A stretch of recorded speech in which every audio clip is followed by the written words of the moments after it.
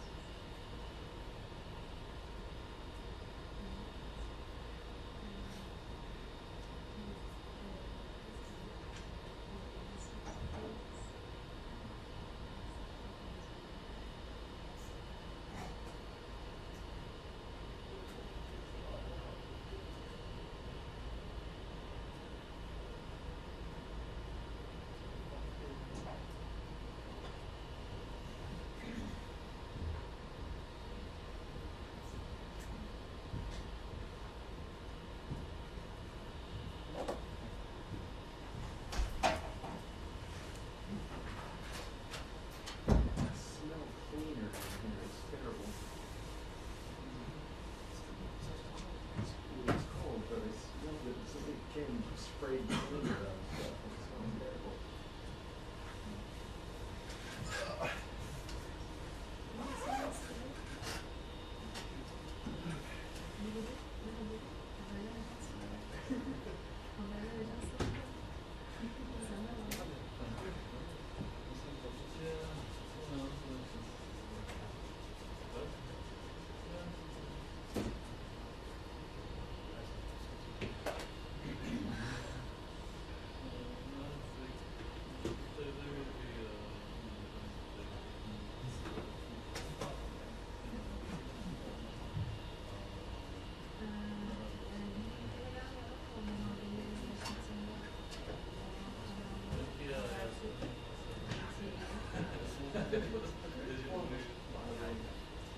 It smells terrible.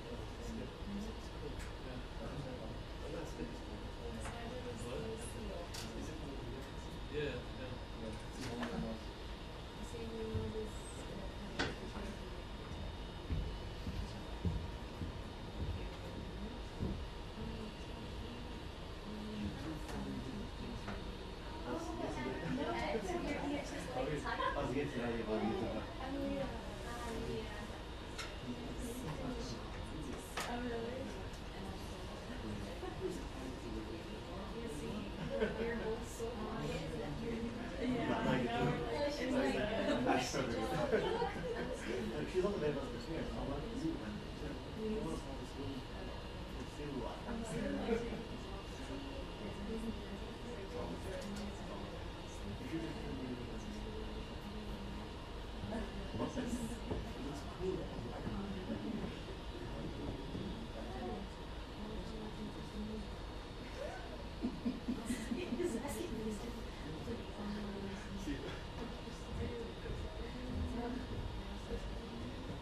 Yes.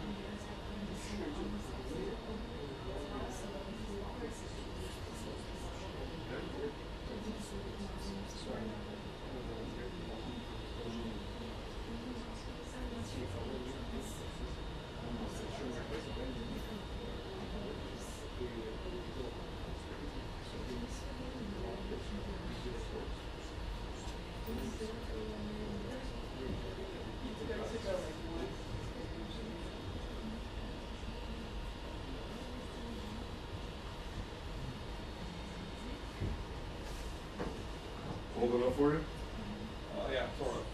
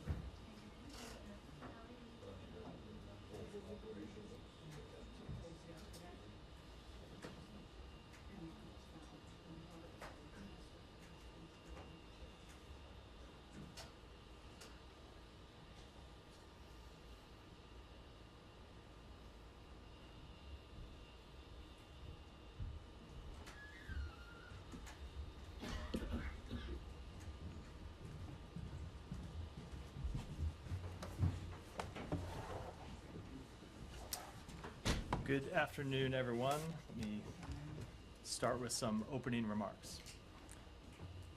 Yahya Sinwar, the leader of Hamas who was killed in an Israeli military operation in Gaza yesterday, was a brutal, vicious terrorist responsible for the death of American citizens, Israelis, and civilians from more than 30 countries across the world.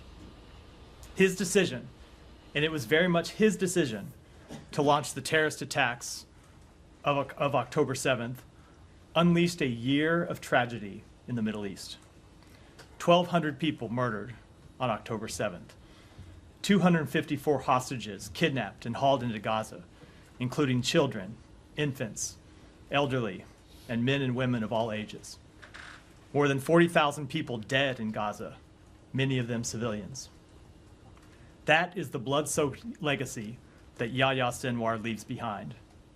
He didn't just launch this conflict, but for the past year has refused the efforts of the United States and our partners to end it, refused to return home the hostages who have been separated from their families for more than a year, refused to agree to a ceasefire proposal endorsed by the United Nations Security Council and countries around the world, and who in recent weeks refused to even negotiate at all on a ceasefire and an end to the war. There are 101 hostages who remain in Gaza, including 7 Americans. And of course, there are 2 million Palestinians who continue to suffer the consequences of Sinwar's decision to endanger their lives. The path that Sinwar wanted for the region, death, destruction, instability, chaos, is a path that we know the people of the region reject. The horrors of the past year cannot be the future, and they do not need to be the future. It is time to chart a different path. So over the days ahead, the United States will redouble our efforts to return the hostages home, to bring an end to this war, to alleviate the suffering of the Palestinian people, and to allow the people of Gaza to rebuild their lives. With that, Matt. Okay. I'll start with this, obviously, but please don't close the briefing without allowing me or someone else to ask about the other very big story of the day, which is, of course, the new UN partition proposal for Western Sahara. Okay. So when you say that over the course of the day, over the days ahead, the U.S. will redouble your efforts, how exactly is that going to happen? So a few things about that. First of all, as you know, we've been trying to achieve a ceasefire that returns the hostages home, alleviates the suffering of the Palestinian people, and ends the war for many months now. And the chief obstacle to reaching that ceasefire and bringing it into the war has been Sinwar, who has refused to negotiate at all in recent weeks and has said no time and time again. That obstacle has obviously been removed. Can't predict that that means that whoever replaces Hamas will agree to a ceasefire, but it does remove what has been in recent months the chief obstacle to getting one. So we're going to continue to work with our partners to try to find an end to the war. The secretary already today, while on Air Force One with the president flying to Berlin, called the prime minister of Qatar, who has been one of our 2 mediators, other mediators, working to reach an end to the war. He called the foreign minister of Saudi Arabia to talk about the path forward, and he will be having additional contacts in the days ahead. Right, but what exactly does redouble your efforts mean? So it means redoubling our efforts to try and get an agreement that would bring the hostages home. Look, I'm asking you for the logistics. I understand what you want. So I want to know what that actually means, redouble. Does it mean that you're going to be making twice as many calls? So you know the proposal that has been on the table for some time. We're going to be Right. trying to push that proposal forward. We now have a different, well, we don't know who will be on the other end of the negotiating table now, but certainly won't be Sinwar. So there's a different, it is a very different situation. Now, I don't want to predict too much what our efforts will look like over the course of the days, because we are just hours after what is a seismic event that changes the nature of this conflict. But we believe it is an opportunity to try and bring an end to this war, and we're determined to try and seize that opportunity. Okay, but so you, but in. So Are you going back to a place where you were 2 or 3 months ago? because I just don't, the redoubling we are suggests so that you're we are going to. from a policy perspective and a strategic objectives perspective, what we want to achieve, we are in the same place, and we're going to continue to try to push forward the same proposals we have done with our proposals. So- mediators. Okay, so Now, redoubling does not include changes. So to it that. goes. So here's the difference. Over the past few weeks, there have been no negotiations for an end to the war because Sinwar has refused to negotiate. There's been no path to ending this war because Sinwar has refused to talk about releasing the hostages or coming to a ceasefire. We now see an opportunity with him being removed from the battlefield, being removed from the leadership of Hamas, and we want to seize that opportunity. Okay, thanks. Chilling. Couple of things. Can you confirm that Sinwar died yesterday? He was, so I assume that he died yesterday. So I will leave the Israelis to speak to the exact results, but it was as the result of an operation that they conducted yesterday. I don't believe that he lay where he was brought down for hours and died later, but the Israelis can speak to that. They will be the ones that conduct any testing and can provide any results. No confirmation, but that's your belief The or understanding? operation they carried out was yesterday. I assume that he died instantly or fairly shortly thereafter, but the Israelis can speak to that. Does the leadership in Qatar, after the secretary spoke to them, do you suspect or do you know if they know who Hamas's chosen successor is going to be? I don't think anyone can say with any certainty. Hamas has a process that they go through in these situations. We saw them go through that process after the death of Haniyeh. I could only expect that they will go through that process again. I don't think anyone can predict. People can always speculate, of course, about who the next leader of Hamas will be, but I don't think anyone can predict with any degree of certainty. But what we would hope, is that whoever the next leader of Hamas is, he will look at what has happened over the past year and look at the suffering that Hamas's actions have brought upon the Palestinian people who they aim to represent, whose cause they aim to advance, and will look and decide that they ought to pursue a different path forward. They ought to pursue a path that isn't one of death and destruction and chaos and harm to Israeli civilians and harm to Palestinian civilians, but one that the United States has presented, that Egypt has presented, that Qatar has presented, that other countries in the region and around the world have presented and endorsed. And so that's what we'll be pushing for. Are you communicating that to, indirectly, to, I guess, the remaining leadership there? That are you communicating that is the United States' hope and what you're pushing for? So I'm not going to speak about any communications that our mediators will have. We always let them speak to those. We are communicating with Qatar. We'll be communicating with other partners in the region. I think that our position is fairly well known. Now, of course, we don't know who the person at the other end of the phone is going to be. We don't know who will be making decisions for Hamas now. What we do know is that the person who had been the chief obstacle to moving forward with an end to the war is now fortuitously no longer with us. Last question. So I know that you hope this is a big opportunity for ceasefire negotiations and a deal and return of the hostages, but a little more macro, what about for a two-state solution? How do you think this? Of course, that is the goal that we want to see. That has been our policy for some time. We ultimately want to see a path forward that allows Palestinians in Gaza to rebuild their lives, to rebuild their neighborhoods, to have security, to have Palestinian-led governance that they choose, not that it's imposed upon them by the outside world, to live free from the grip of a brutal terrorist organization as opposed to how they have been living in Gaza for the past couple of decades, and ultimately an independent Palestinian state where Gaza is reunited with the West Bank.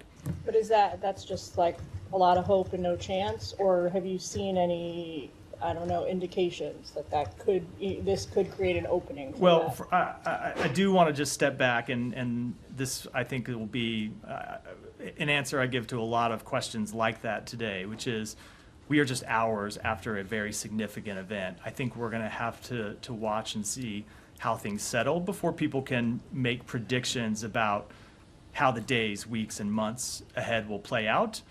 One thing we do know for certain is that the world is a better place with Sinwar gone from it, and it gives us an opportunity that we didn't have as long as he still called the shots for Hamas. Now, what that will mean, we'll have to wait and see in the days ahead. Yeah.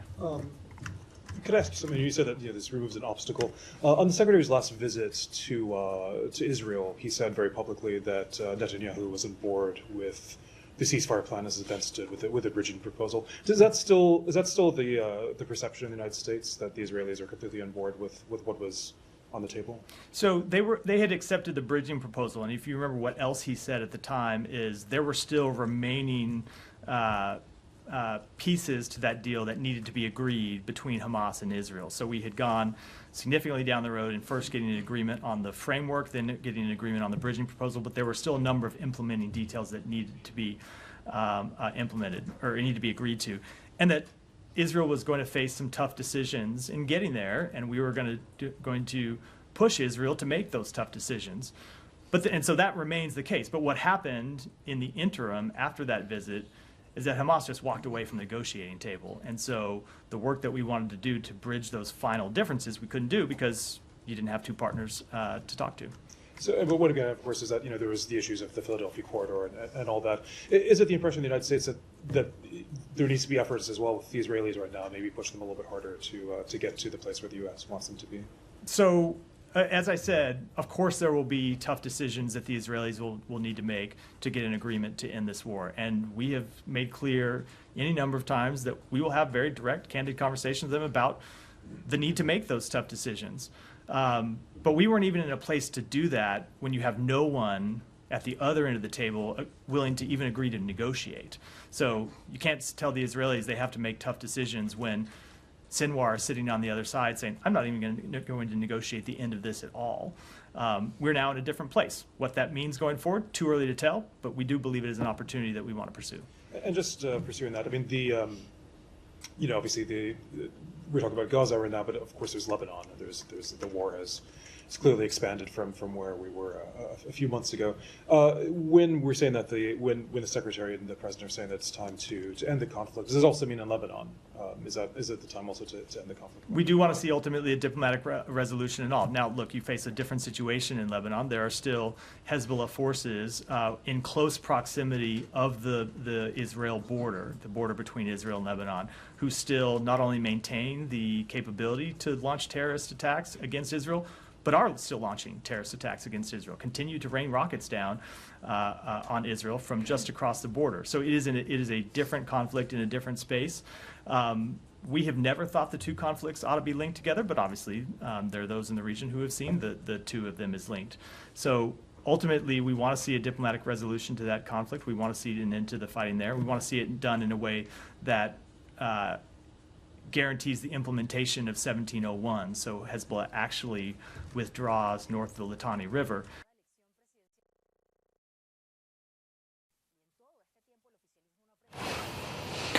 Hi, Carlos. Yes, can you hear me?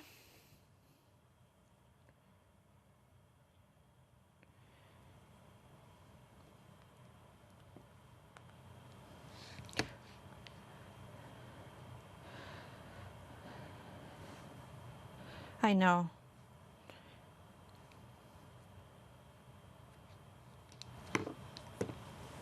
After back-to-back hurricanes, it seems parts of our country will get a bit of relief from the extreme weather this winter season. NOAA experts predict this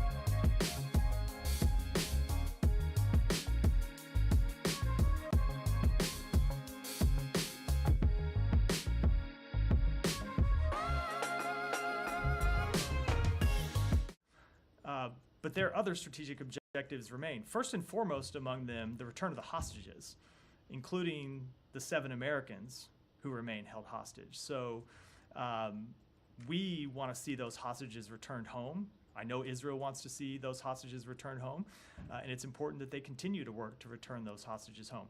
But ultimately, we want to make sure that they take the strategic objectives that they have accomplished, and today was a significant one, but they've accomplished other strategic objectives over the course of the past year in degrading Hamas's military capabilities to the extent that in no sense could they launch an attack today that looked anything like the attack of last October 7th. They are in no way a functioning military force the way that they were on October 7th, though they, of course, still maintain significant ability to wreak havoc and launch terrorist attacks. So what we want to see from them, and this is what we'll be discussing with them, is how they take those strategic objectives that they have met and turn that into an enduring strategic victory. And from our perspective, that means a path forward in Gaza that isn't just a military path forward for degrading Hamas and continuing to fight Hamas fighters over and over and seeing 100 fighters killed and 100 new fighters join over the course of a day or a month and being in this perpetual cycle of continuing to fight on the ground there.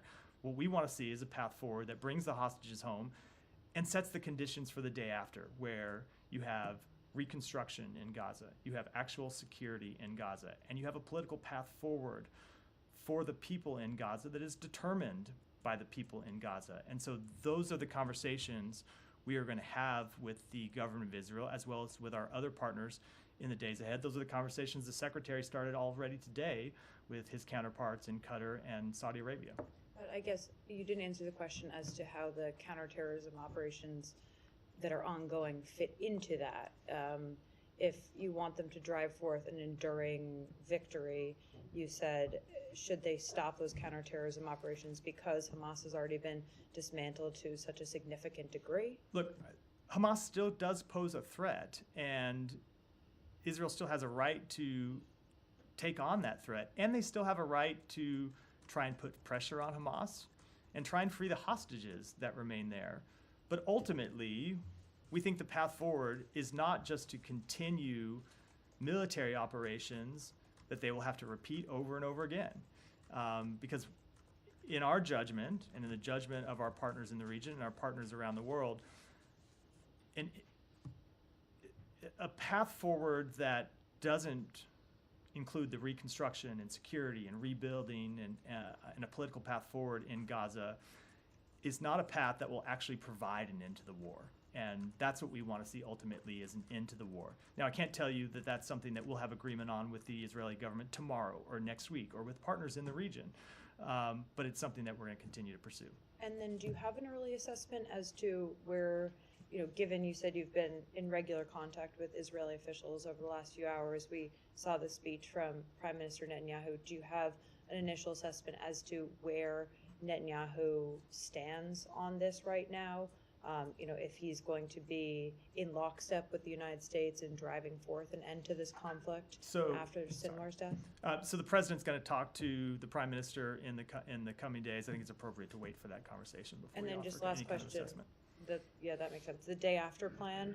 There have been many conversations in this building about when you guys are going to release that has been long worked on in this building. Is the time now?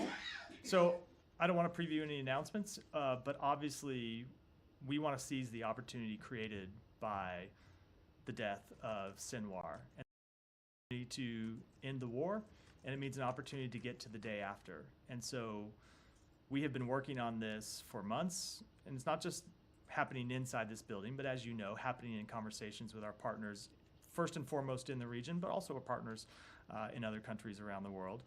And we do want to look to push those plans forward in the days ahead. I'm not going to preview any specific announcements or give any specific timing. Again, we're only hours after what is a fairly seismic event, But certainly it's something that we want to pursue aggressively in the days ahead. Thanks. Daphne. Thank you. To follow up on Sean's questions about Lebanon, Jake Sullivan just said nothing in the Middle East is unrelated. So how can you de-link the ceasefire in Gaza from the fighting in Lebanon and pursue these separately? So that's the point I just made, which is we have never believed that the two conflicts ought to be linked together. And just when you look at it, you're pursuing separate diplomatic resolutions with the state of Lebanon and trying to find a ceasefire agreement in Gaza. So, of course, Hezbollah linked the two conflicts even when we didn't think they were linked, and Hezbollah has continued to link the conflicts. What we have always believed is stability brings about stability. So if you could bring an end to the conflict in Gaza, that heightens the chances of reaching a diplomatic resolution to the fight across the blue line, and that remains our assessment. And then Netanyahu said today that their task is not complete, that they will continue full force until the hostages return, and that the war is still not over. What's your reaction to those comments? Do you see them at odds at all with Biden's statement, which mentioned ending the war and the administration's aim of trying to push forward the ceasefire proposal? So, as I said a moment ago in response to another question, they have a very real, very legitimate strategic objective that they need to continue to pursue, which is the return of all the hostages. And we have a very real interest in that objective as well, because 7 of those 101 hostages are Americans, and we want to see them return. So we're going to be in conversation with them about the best way to achieve that objective in the days ahead. But as you know, we've long been clear that we think reaching a ceasefire that brings those hostages home and sets the conditions for an end of the war is the right path forward, and we've had long-standing conversations with Israel about that, and we hope we have an opportunity now. Is continued fighting a viable path for the return of hostages at all, or is it a ceasefire? So as I just said, long-term, no, we don't believe it is. We don't believe that it's not just that whether it's a path for the return of hostages. That you could see how you might return some hostages in one-off operations here and there, but no, you're not going to return all the hostages through fighting, nor are you going to achieve a durable, lasting end to the war just by fighting on the battlefield, because you kill one terrorist and see that terrorist replaced by someone else. And so ultimately, you need to find not just, you need to achieve not just military objectives, but also political objectives, and you need to create a pathway forward for the Palestinian people. Are there specific steps that you want to see Israel take in the coming days and weeks toward a ceasefire? Now, we're going to have those conversations privately with them before we talk about it publicly.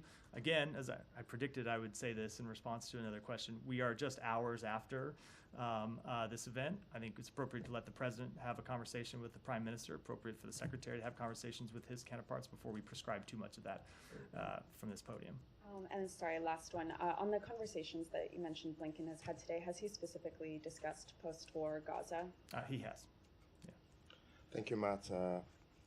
Just going back to your opening remarks and the statement that we heard from the VP Harris and the statement issued by President Biden, Sullivan of the White House as well, all considering killing Sinwar is a renewed opportunity to end the war in Gaza, and as you said, your priority is first to release the hostages, stop the fighting, and allow the Palestinians to rebuild their homes. But maybe there's also the question now arise that something that used to bother you when we asked you before, that this didn't start on October 7, started long ago, and if not solving those roots in the future, October 7 will keep happening again.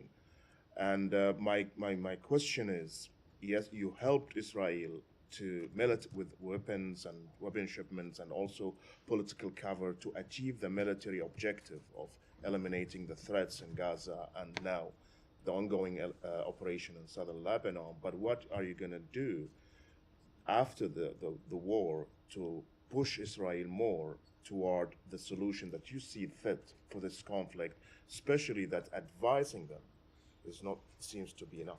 So it's not just the United States making clear our views on this question, but it is countries in the region and countries around the world who have made clear their views on this question. And in some cases, it's not just their views, it's their policies. So you'll recall that on a trip the secretary made earlier this year, he went to Israel and made clear that what he had heard from countries in the region is that they were ready for a new path forward with Israel as well. There were countries in the region that were ready to put aside decades-long disputes and normalize relations with Israel, and present a new alliance of countries inside the region that would isolate Iran. So there are enormous benefits for Israel's security, for Israel's economic development, for Israel's relations with its neighbors and its standing in the world, to finding a political path forward that allows the Palestinian people to realize their aspirations. Now, I get the tension inherent in your question, which is we cannot make that choice for the government of Israel or for the people of Israel. All we can do is lay out to them the upside of ultimately moving forward with a path to a reunited Gaza and the West Bank and a political path forward for the Palestinian people. And we can lay out the risks of not pursuing that path, and the risks are well known. But it is Israel that has to make that decision in the same way that other countries in the decision have to, in the region, have to make their own decisions about the types of relationships that they want to have with Israel. Matt, I mean, you must know that the world doesn't work this way. If one country doesn't adhere to UN Security Council resolutions, and in fact there will always be ways to force them toward it, whether by UN sanctions, American sanctions, more pressure on the government to abide by the international law. And the international law states that the West Bank is an occupied land, and the two-state solutions is the way forward.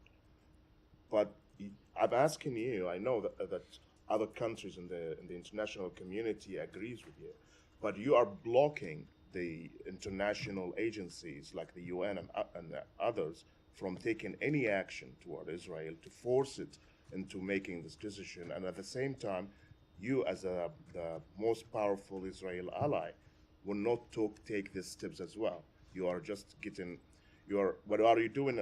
As I heard several times here in this briefing, you advise them, and whatever they want to do, they're going to do. Because we believe that ultimately this is a pathway forward that needs to be negotiated among the parties, not imposed upon them. And that has been the longstanding position of the United States. It will continue to be our position.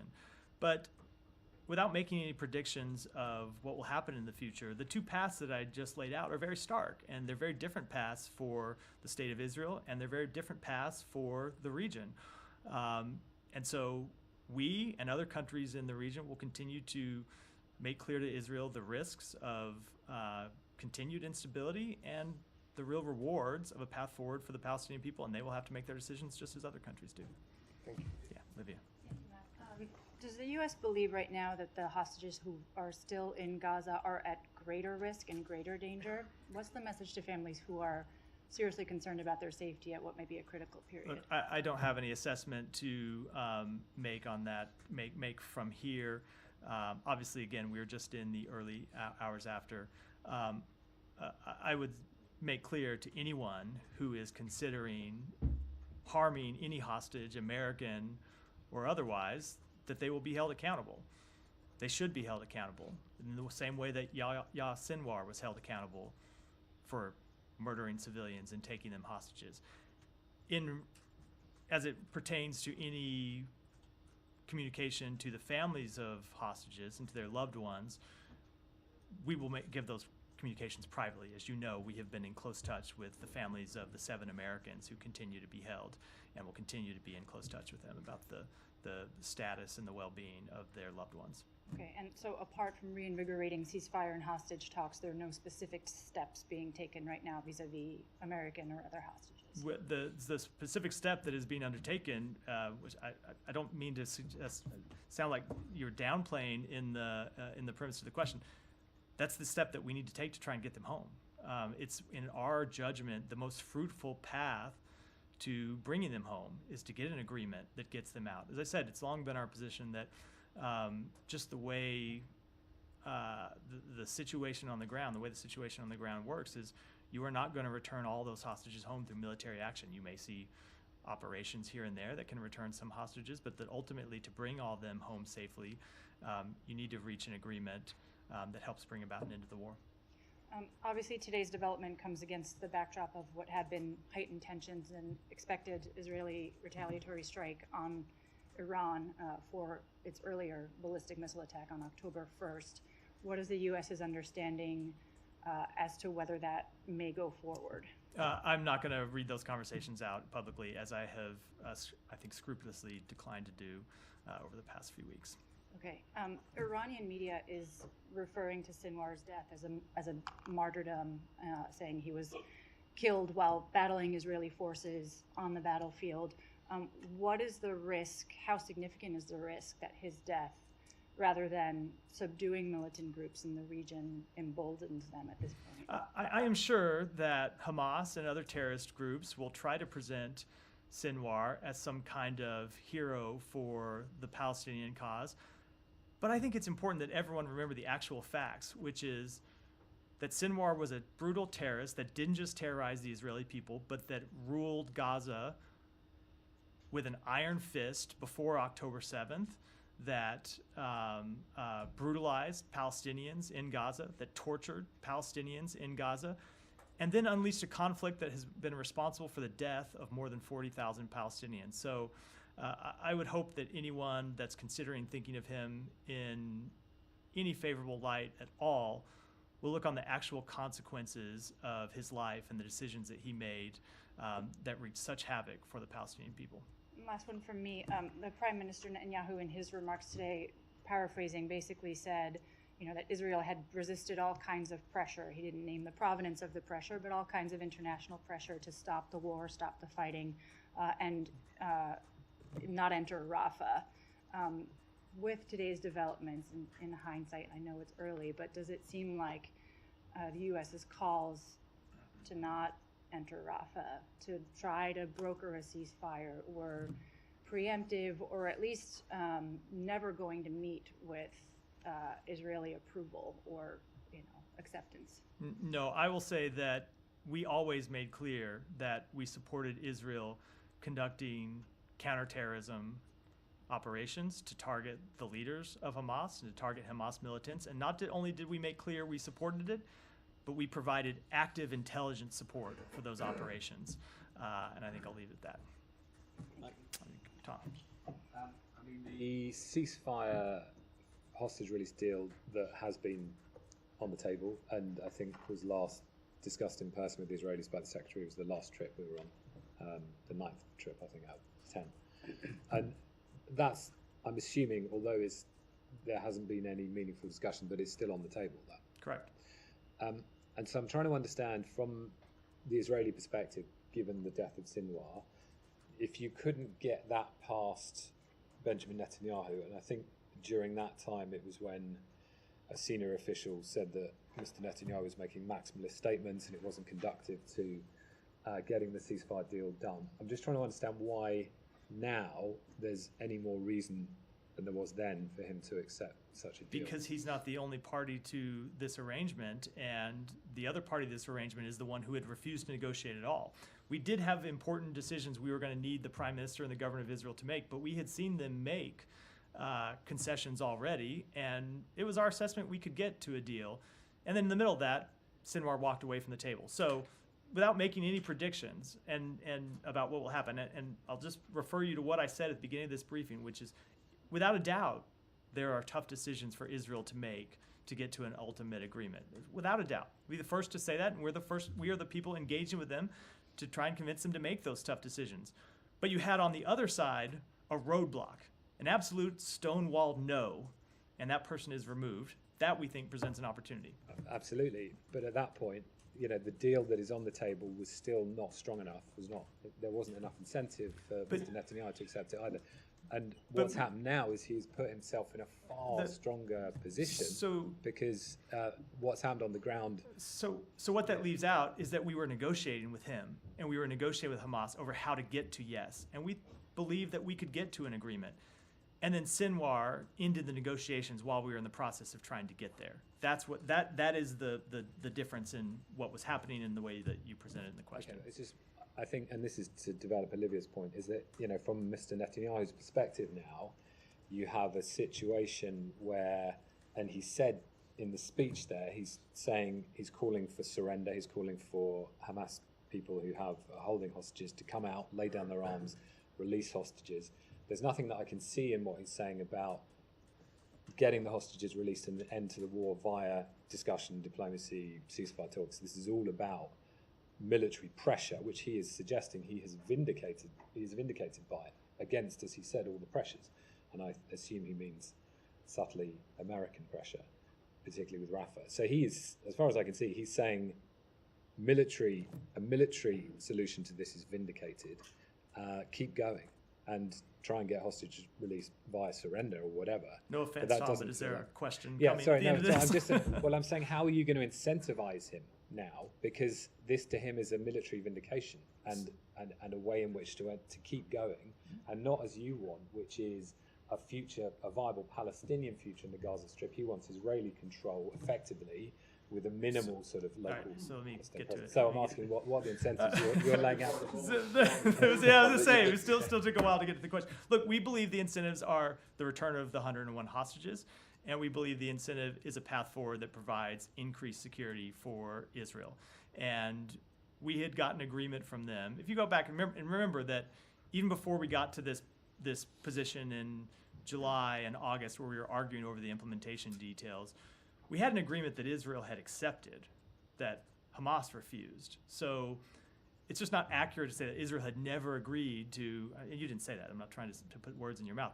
Israel had agreed to a ceasefire proposal that we put on the table, and Hamas didn't accept it. They came back with provisions that they wanted to change and negotiated, and then we had to bridge differences between the two parties, and Hamas walked away. So I can't tell you what the government of Israel is going to do, direct those questions to them. We believe it is in their interest to ultimately find an agreement to the end of the war. We've seen them previously be willing to engage in those conversations. We've seen that there are proposals that they accepted.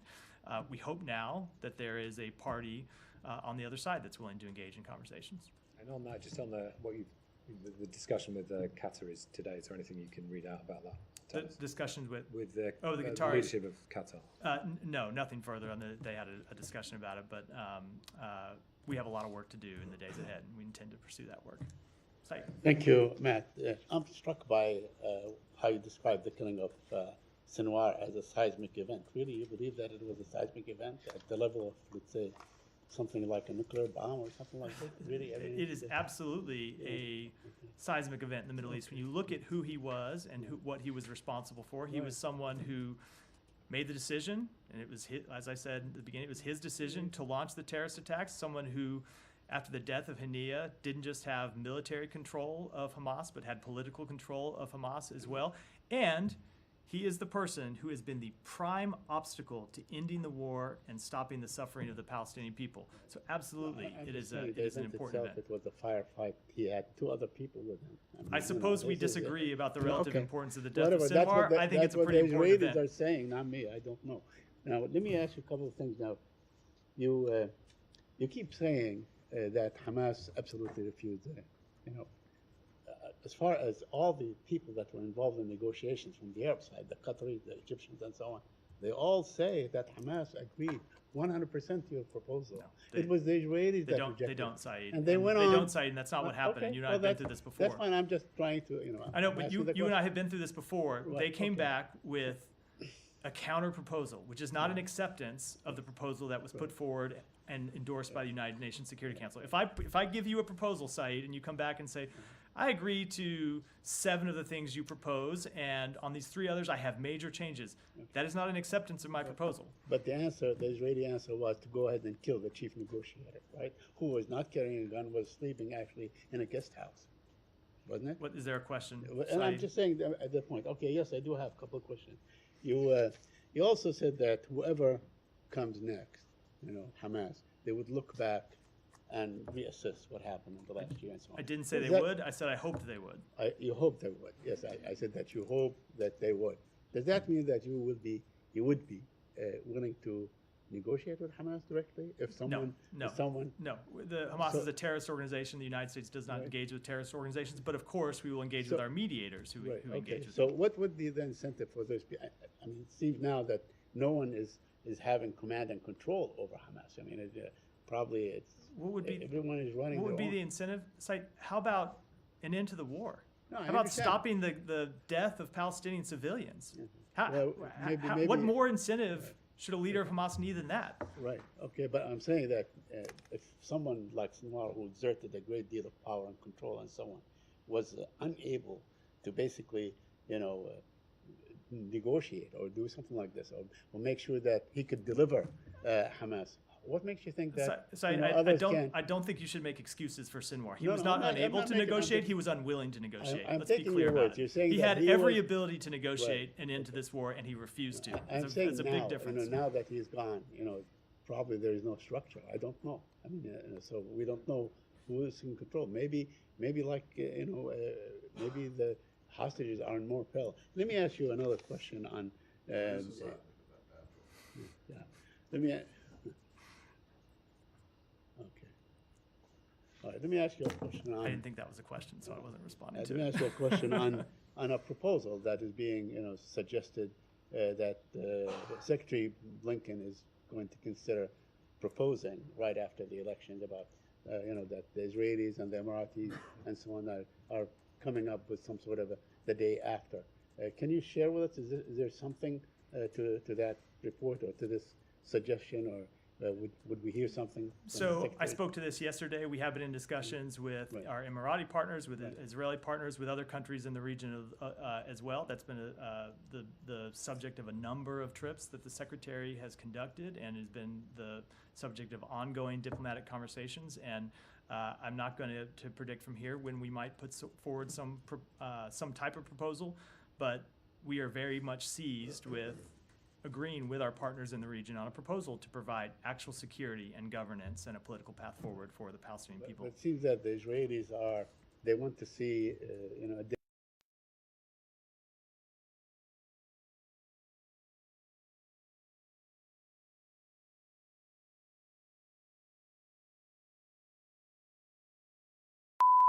This is the primary audio circuit for the Reuters live service.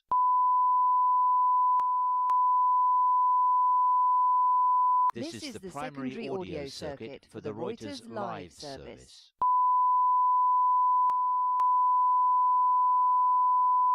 This is the primary audio circuit for the Reuters live service.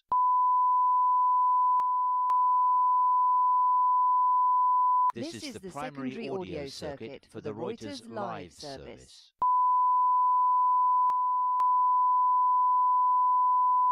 This is the primary audio circuit for the Reuters live service.